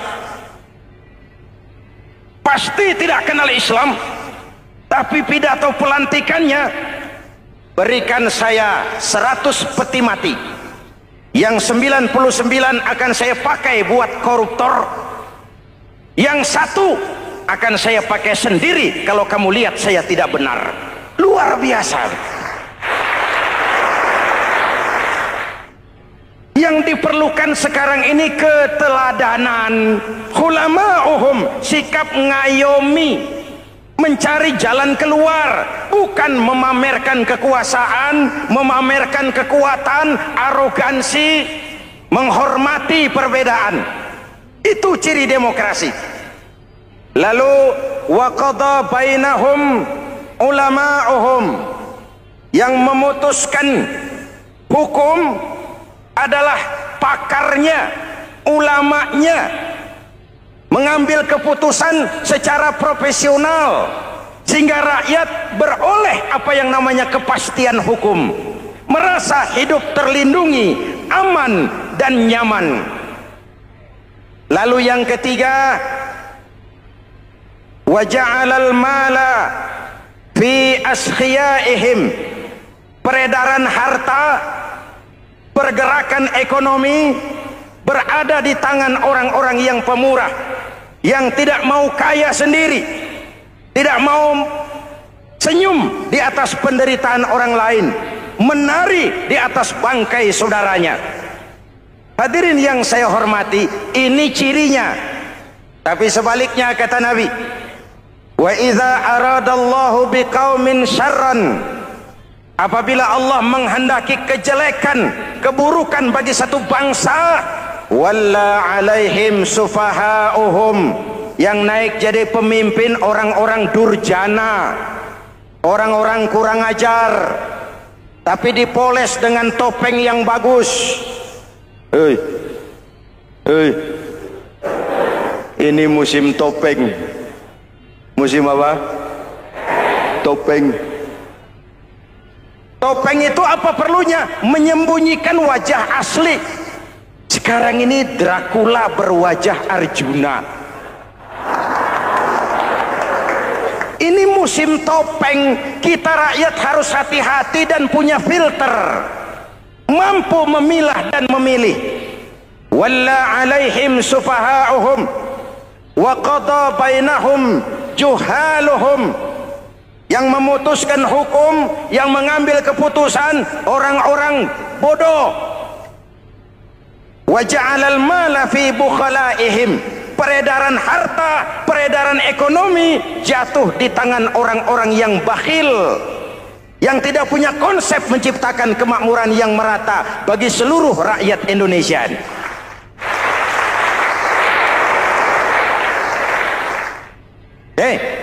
Kita kembali kepada tiang. Ini kan lagi cerita tiang tadi ya. Kalau sedang berdiri, lihat tempat sujud, jangan menteleng terus ke atas. Terserang penyakit tamak bin rakus alias serakah. Nah, selesai. Anggota badan yang paling terhormat ini kepala. Ketika sujud, sama rendahnya dengan telapak kaki. Allahu Akbar, yang besar cuma Allah. Apa bedanya saya dengan saudara? Tidak ada, kecuali saya ngomong saudara dengerin. Kita sama-sama beribadah, sama-sama mencari nilai tambah di hadapan Allah. Apa saya lebih penting dari saudara? Belum tentu. Apa saya lebih hebat dari saudara? Belum tentu. Perasaan lebih penting, lebih hebat, lebih jago setan. Jelas? Ayo tundukkan kepala. Dia sama rendahnya dengan telapak kaki kita. Yang besar cuma Allah. Allahu Akbar. Lalu diakhiri dengan menebarkan salam. Assalamualaikum warahmatullah. Assalamualaikum warahmatullah. Menebarkan salam, mewujudkan rasa aman, damai, bukan menimbulkan keresahan. Hadirin yang saya hormati, ini karakteristik kita. Selesai sholat, kembali ke masyarakat, ajaran salam diterjemahkan. Apa? Rasulullah sallallahu alaihi wasallam bersabda, "Ufsus salam, wasilul arham, wa at'imut ta'am, wa sallu bil laili wan nasu niyam, tadkhulul jannata bisalam." Pertama, ufsus salam, tebarkan salam.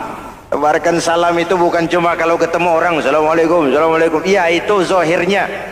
Tetapi hidup di tengah masyarakat memberikan rasa aman, rasa damai, menjadi pengayom bagi lingkungan, menjadi rahmah bagi semesta. Dalam Islam jangankan manusia, binatang saja dilindungi kok. Betul? Betul? Coba kalau belajar istinja itu kan makruh buang air kecil di tanah yang berlubang.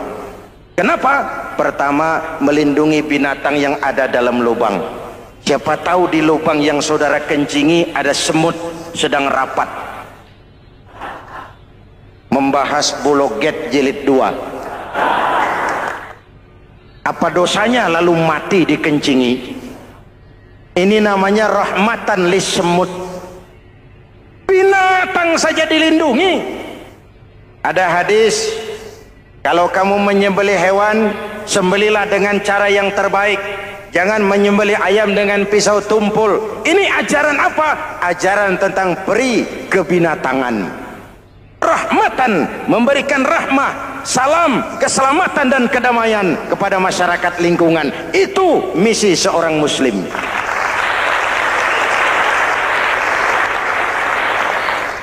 Hadirin hadirat ma'asyiral muslimin yang saya cintai, saya kembali kepada pesan Nabi tadi itu.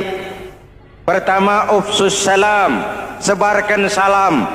Sekarang ini kan yang banyak sebarkan isu, sebarkan fitnah, hancurkan nama baik orang, hantam orang di mana-mana. Padahal yang diajarkan ufsus salam, sebarkan perdamaian, bukan permusuhan. Cari kebenaran, bukan kemenangan. Lalu yang kedua, wasilul arham, sambungkan silaturahmi, tegakkan semangat kekeluargaan dan persaudaraan. Karena kita sudah diikat dengan tali akidah. Mari kita saling bertanya setelah lewat hari-hari yang dimana kita seperti saling berhadapan, seperti tercabut dari akar budaya kita sebagai bangsa. Semangat gotong royong, semangat kekeluargaan makin lentur dan luntur, dan perlu kita angkat kembali ke permukaan. Silul arham, sambungkan semangat silaturahmi. Wa at'imut ta'am, berikan makan orang-orang yang kelaparan. Mempunyai kepekaan dan kepedulian. Jangan menari di atas penderitaan orang, jangan tersenyum di atas isak tangis tetangga. At'imut ta'am, mempunyai kepedulian yang tinggi. Wasallu bil laili wan nasu niyam, bangunlah di keheningan malam ketika orang sedang tidur. Istilah saya, kalau mau telepon Allah, jangan lupa nomor teleponnya, 44342. Jumlahnya 17. Zuhur, asar, maghrib, isya, subuh, 44342. Jangan ragu-ragu, kalau angka cukup telepon sambung. Kalau angka kurang, hati-hati salah sambung. Pak, mau sambung yang lebih cepat bagaimana? Bisa, selain nomor itu coba pakai sambungan langsung jarak jauh, namanya SLJJ. Kapan? Tengah malam. Kenapa tengah malam? Lebih murah. Lebih murah. Saluran kosong, telepon jarang yang pakai, orang banyak tidur. Wa minal laili fatahajjad bihi nafilatan lak asa ayyab'atsaka rabbuka maqaman mahmuda. Nun di keheningan malam, bangun. Seperti bapak-bapak, ibu-ibu sering bangun tengah malam ya Bu? Ya. Ngapain? Kalau bangun tengah malamnya sih saya percaya, cuma urusannya apa? Kira bangun tengah malam mau tahajud, malaikat sudah mau nulis, cuma buang air kecil, tidur lagi. Hampir salah tulis saya.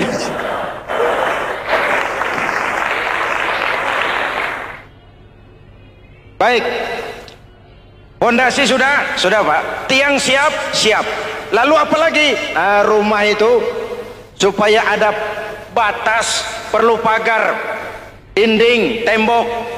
Yang jadi batas, dinding, tembok, puasa.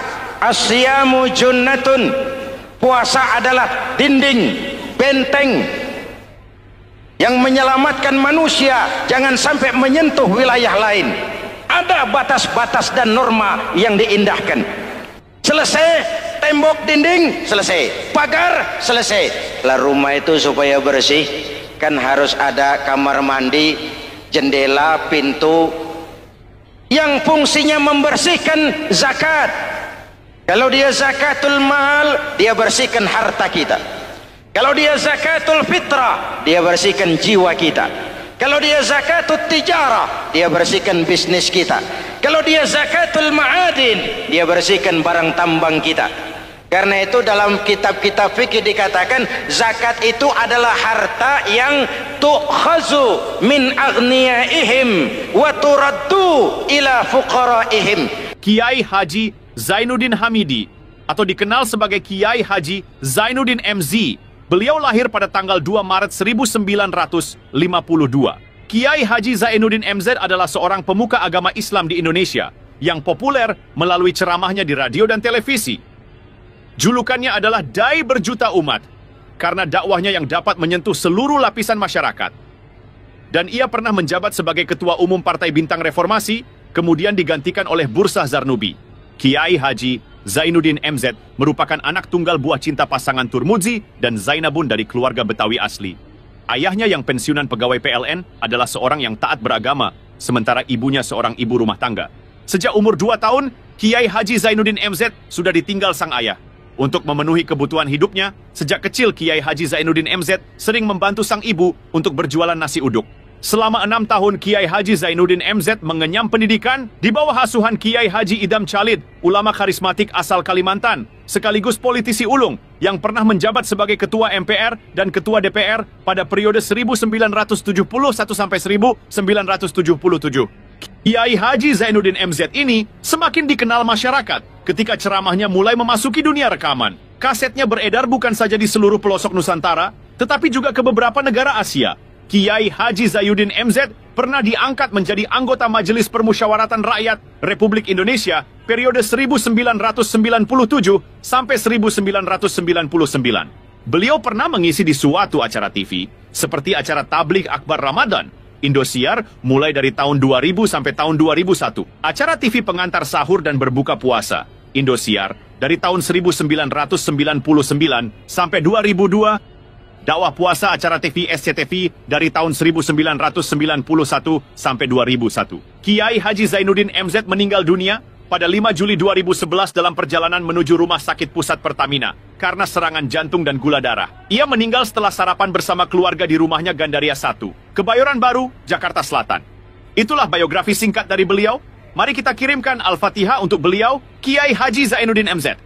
Jikalau kuat fondasi, aman bangunan. Jikalau rapuh pondasi, lentur dan luntur bangunan. Maka kuat atau tidak kuatnya bangunan Islam kita bergantung kepada keyakinan dasar tadi, fondasi. Saya bersaksi tidak ada Tuhan selain Allah, artinya saya tidak akan menyembah kecuali hanya kepada Allah. Orang yang benar fondasinya beres sujudnya. Kalau saya yakin tidak ada Tuhan selain Allah, saya tidak akan minta rezeki kecuali hanya kepada Allah.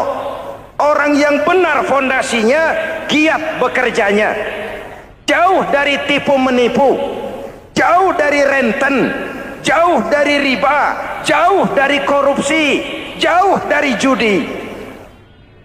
Keyakinan memberikan warna terhadap bentuk kepribadian. Kalau saya yakin tidak ada Tuhan selain Allah, saya tidak akan pernah takut kecuali hanya kepada Allah. Saya tidak akan melarikan persoalan kecuali hanya kepada Allah. Saya tidak akan menggantungkan hidup kecuali hanya kepada Allah. Saya tidak akan minta tolong kecuali hanya kepada Allah. Meresap ke dalam jiwa. Untuk keyakinan seperti ini, orang-orang tua kita dahulu berlinang air mata, bersimbah darah, bahkan berkorban nyawa, melaksanakan hijrah untuk mempertahankan keyakinan. Ini intan paling mahal dan ini mutiara paling berharga.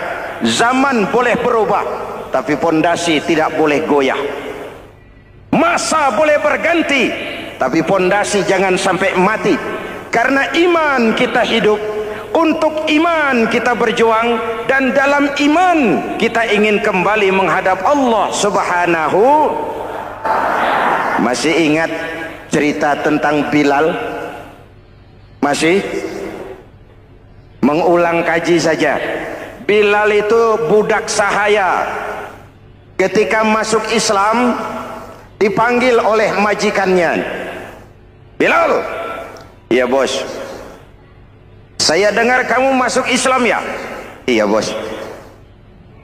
Kok berani-beraninya kamu masuk Islam? Memangnya kamu budak siapa Bilal? Iya budak bos. Bos. Kamu kerja sama siapa? Sama bos. Bos.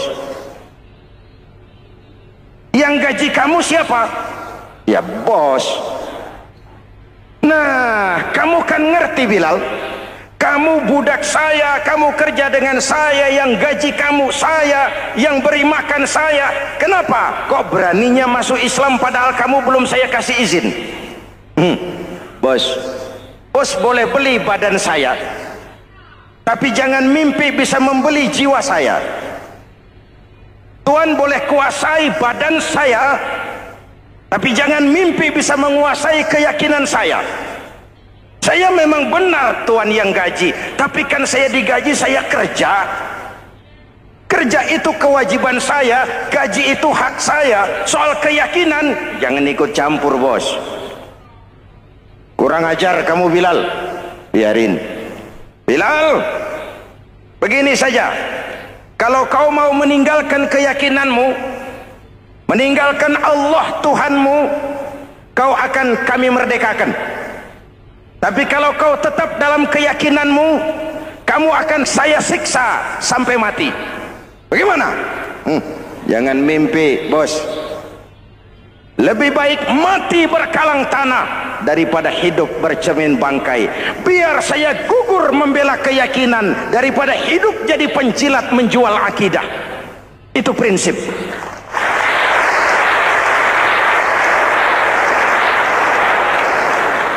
Gendeng kamu. Ayo, siksa. Tangannya diikat, dihimpit dengan batu berat, dijemur dengan terik matahari padang pasir, terkelupas kulitnya, mengalir darah dari sekujur badannya, pecah bibirnya. Ayo Bilal, tetap bertuhan Allah dan kau akan mati di sini, atau kembali ke agama lama, kau jadi merdeka. Dari bibir yang pecah itu cuma keluar Allahu Ahad. Bilal budak badannya, merdeka jiwanya, maka namanya ditulis dengan tinta emas dalam sejarah. Kita zaman sekarang merdeka badan kita, tapi sering budak mental dan jiwa kita, maka sejarah tidak pernah mau mencatat kita.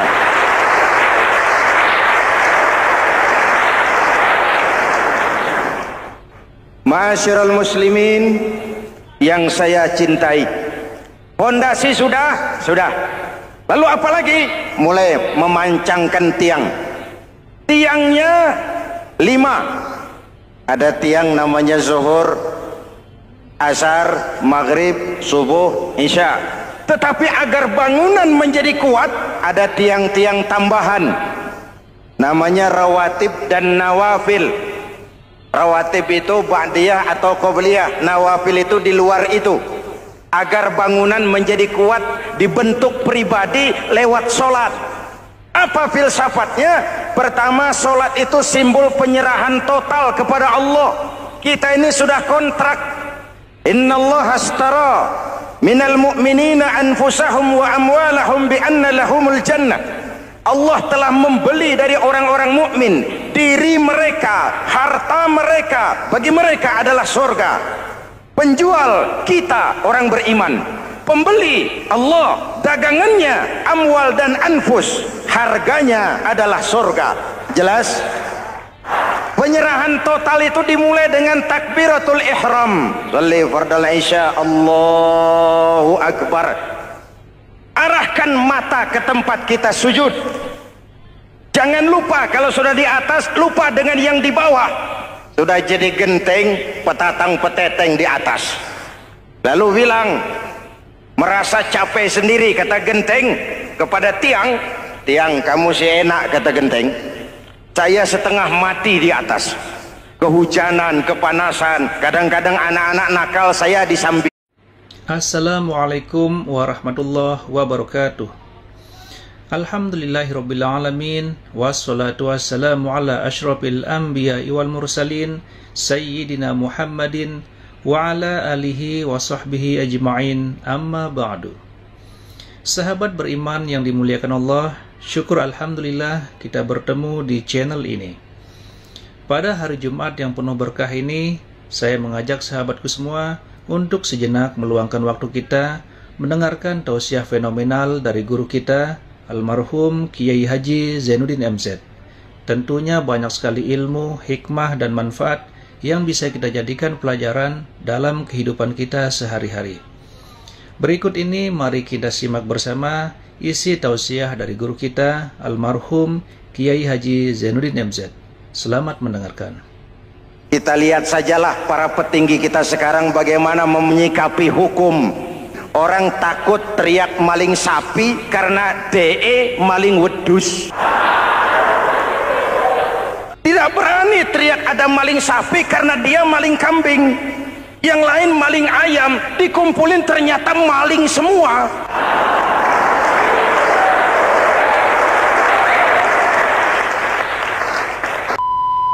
Assalamualaikum warahmatullahi Muhammadin wa ala alihi wa sahbihi ajma'in, amma ba'du.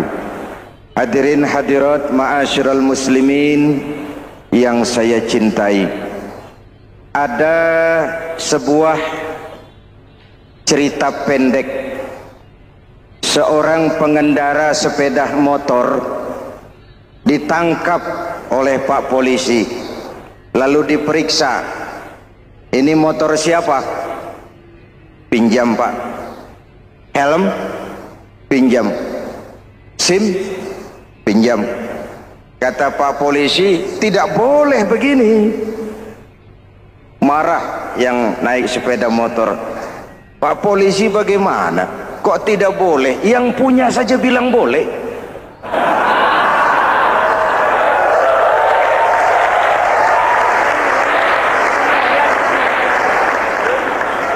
Cerita ini memberikan gambaran bagaimana masyarakat kita sekarang cenderung memboleh-bolehkan diri sendiri, melahirkan permissive society. Masyarakat serba boleh dengan ukuran sakarepe dewe. Itu sebabnya agama diturunkan. Dalam contoh yang indah, Rasul memberikan gambaran bahwa Islam ini bagaikan sebuah bangunan yang komponen pokoknya 5. Bunyal Islamu ala khamsin. Islam dibangun di atas 5 komponen pokok. Jadi kalau Islam ini ibarat bangunan, unsur penunjang pokoknya itu 5. Mari kita analogkan Islam dengan bangunan. Kalau saudara akan membangun rumah, sebelum pasang tiang, pasang genteng, pasang jendela, apa yang lebih dulu dibangun? Fondasi. Kalau Islam ibarat bangunan, fondasinya adalah syahadatu an la ilaha illallah wa anna muhammadar rasulullah. Ini fondasi. Jikalau kuat fondasi, aman bangunan. Jikalau rapuh fondasi, lentur dan luntur bangunan. Maka kuat atau tidak kuatnya bangunan Islam kita bergantung kepada keyakinan dasar tadi, fondasi. Saya bersaksi tidak ada Tuhan selain Allah, artinya saya tidak akan menyembah kecuali hanya kepada Allah. Orang yang benar fondasinya beres sujudnya. Kalau saya yakin tidak ada Tuhan selain Allah, saya tidak akan minta rezeki kecuali hanya kepada Allah. Orang yang benar fondasinya, giat bekerjanya, jauh dari tipu menipu, jauh dari renten, jauh dari riba, jauh dari korupsi, jauh dari judi. Keyakinan memberikan warna terhadap bentuk kepribadian. Kalau saya yakin tidak ada Tuhan selain Allah, saya tidak akan pernah takut kecuali hanya kepada Allah. Saya tidak akan melarikan persoalan kecuali hanya kepada Allah. Saya tidak akan menggantungkan hidup kecuali hanya kepada Allah. Saya tidak akan minta tolong kecuali hanya kepada Allah. Meresap ke dalam jiwa. Untuk keyakinan seperti ini, orang-orang tua kita dahulu berlinang air mata, bersimbah darah, bahkan berkorban nyawa, melaksanakan hijrah untuk mempertahankan keyakinan. Ini intan paling mahal dan ini mutiara paling berharga. Zaman boleh berubah, tapi fondasi tidak boleh goyah. Masa boleh berganti, tapi fondasi jangan sampai mati. Karena iman kita hidup, untuk iman kita berjuang, dan dalam iman kita ingin kembali menghadap Allah Subhanahu. Masih ingat cerita tentang Bilal? Masih? Mengulang kaji saja. Bilal itu budak sahaya.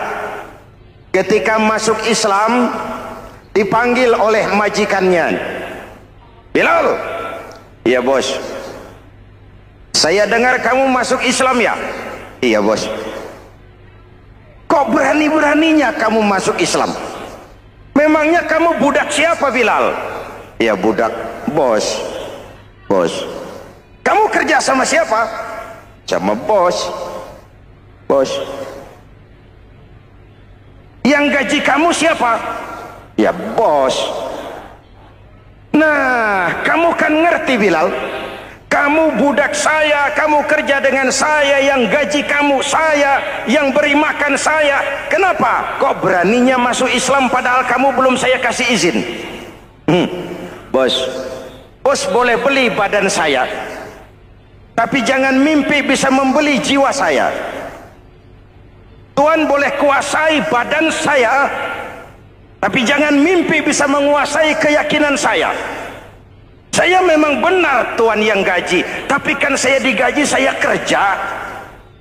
Kerja itu kewajiban saya, gaji itu hak saya. Soal keyakinan, jangan ikut campur bos. Kurang ajar kamu Bilal. Biarin. Bilal, begini saja. Kalau kau mau meninggalkan keyakinanmu, meninggalkan Allah Tuhanmu, kau akan kami merdekakan. Tapi kalau kau tetap dalam keyakinanmu, kamu akan saya siksa sampai mati. Bagaimana? Jangan mimpi bos. Lebih baik mati berkalang tanah daripada hidup bercermin bangkai. Biar saya gugur membela keyakinan daripada hidup jadi penjilat menjual akidah. Itu prinsip.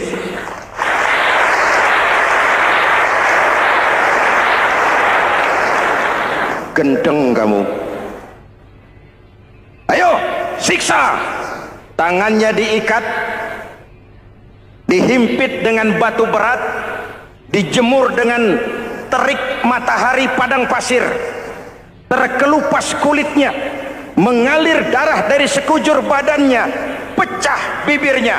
Ayo Bilal, tetap bertuhan Allah dan kau akan mati di sini, atau kembali ke agama lama, kau jadi merdeka. Dari bibir yang pecah itu cuma keluar Allahu Ahad. Bilal budak badannya, merdeka jiwanya, maka namanya ditulis dengan tinta emas dalam sejarah. Kita zaman sekarang merdeka badan kita, tapi sering budak mental dan jiwa kita, maka sejarah tidak pernah mau mencatat kita.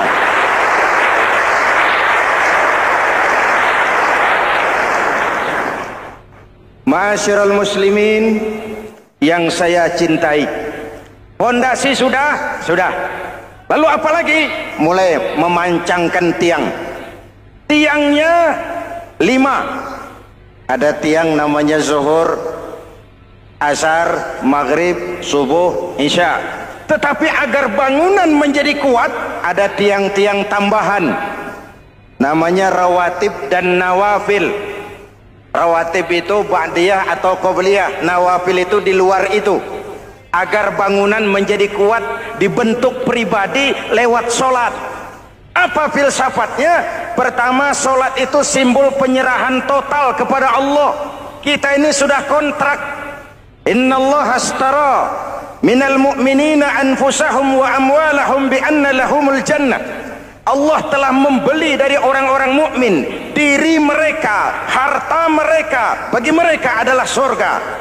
Penjual kita orang beriman, pembeli Allah, dagangannya amwal dan anfus, harganya adalah surga. Jelas? Penyerahan total itu dimulai dengan takbiratul ihram. Shalli fardal isya, Allahu akbar. Arahkan mata ke tempat kita sujud. Jangan lupa kalau sudah di atas, lupa dengan yang di bawah. Sudah jadi genteng, petatang peteteng di atas. Lalu bilang, merasa capek sendiri, kata genteng kepada tiang. Tiang, kamu sih enak, kata genteng. Saya setengah mati di atas. Kehujanan, kepanasan, kadang-kadang anak-anak nakal saya disambitin. Kata tiang, saudara genteng, ngomong jangan sembarangan ya. Kamu kira kamu bisa nongkrong dan nangkring di atas itu gara-gara